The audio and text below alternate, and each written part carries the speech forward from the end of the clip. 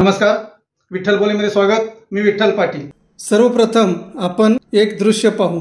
हे दृश्य कुठलं आणि कशाचं हे ओळखलं असणार. कोल्हापुरातील ऐतिहासिक संगीत सूर्य केशवराव भोसले नाट्यगृह आणि खासबाग शाहू मैदान.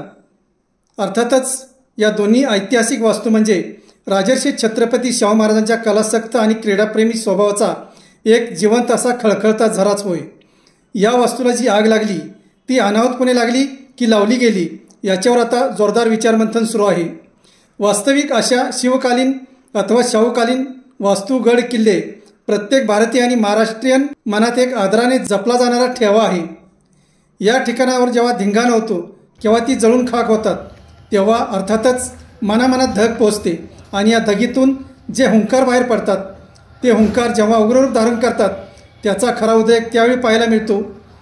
योगायोगाने शाहूप्रेमी कोल्हापूरकरांनी तसा हुंकार आणि उद्रेक केशवराव भोसले नाट्यगृह आणि शाहू खासबाग मैदानाचा आगडोंब पाहून केलेला नाही हे सुदैव. पण अशी वेळ येणार नाही याची दक्षता प्रशासन आणि राज्यकर्ते यांना घ्यावीच लागणार आहे. 1912च्या सुमारास शाहू खासबाग मैदानाची निर्मिती झाली. त्या मैदानातच पाटमोरे असे त्यावेळी पॅलेस थिएटर म्हणून निर्माण केले गेले.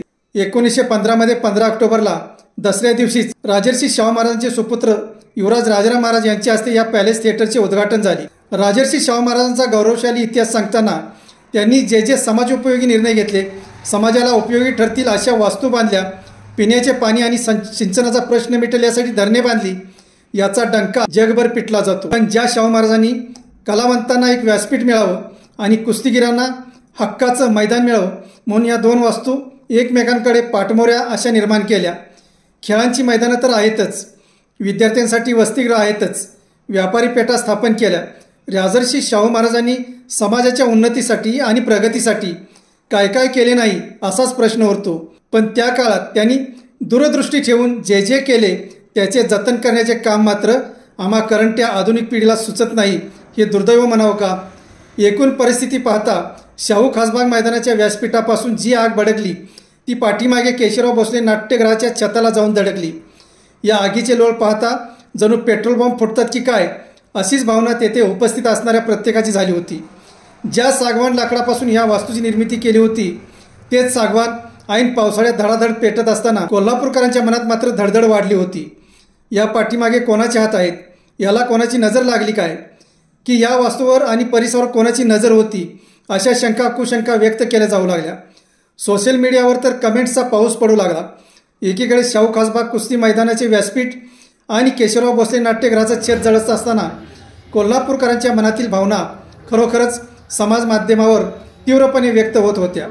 यात कोणी म्हणत होतं की या ठिकाणी कोणाला तरी मॉल उभा करायचा असेल, कोणी म्हणत होतं या ठिकाणी कोणाला तरी इमले बांधायचे असतील, कोणी म्हणत होतं हे सर्व भयानक कृत्य ज्यांनी केलं त्यांना अर्थातच आग लागल्याशिवाय आपली पोळी भाजता येणार नाही याची जाणीव झाली असावी.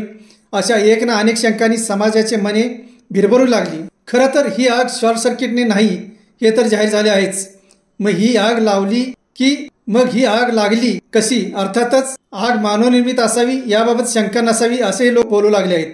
या चौकशीसाठी स्थापन केलेल्या समितीचा अहवाल काय सांगतो हे देखील महत्त्वाचे आहे. काही असो, पण या ऐतिहासिक ठेव्याचे जे नुकसान झाले आहे त्याच्यावर आधुनिकीकरणातून कितीही साज शृंगार चढवले तरी या वास्तूला ते रूप येणार नाही. राजर्षी शाहूंनी जे प्रेम ओतून कुस्ती मैदान आणि कलावंतांचे व्यासपीठ निर्माण केले होते त्या शाहूंच्या विचारांची अर्थातच राखरांगोळी झाली आहे.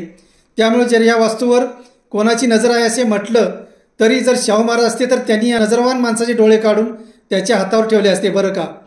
शाहू खासबाग मैदानात नामवंत पैलवानांच्या कुस्त्या झाल्या. त्यातून गणपतराव आंदळकर, दीनानाथ सिंह, युवराज पाटील, दादू चौगुले अशा पिढ्या तयार झाल्या. या पैलवानांनी हिंद केसरी, डबल हिंद केसरी, महाराष्ट्र केसरी, डबल महाराष्ट्र केसरी असे किताब मिळवले. कुस्तीप्रेमी राजर्षी शाहू महाराजांची ही देणगी आहे.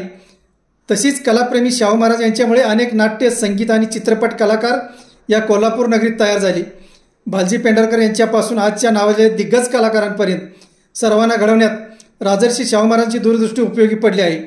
जे झाले त्याबाबत आता हळहळ व्यक्त करणे एवढेच सर्वसामान्यांच्या हातात आहे. बाकी या थिएटर पॅलेस उर्फ संगीत सूर्य केशवराव भोसले नाट्यगृहाचं नूतनीकरण होणं गरजेचं आहे. ते करत असताना मानापमानाचं राजकारण घडू नये अशी कोल्हापूरच्या प्रत्येकाची अपेक्षा आहे. या नाट्यगृहाच्या उद्घाटन प्रसंगी 1915ला किर्लोस्कर कंपनीने मानात मान नाट्य सादर केले होते, हे ध्यानात घेण्यासारखे आहे.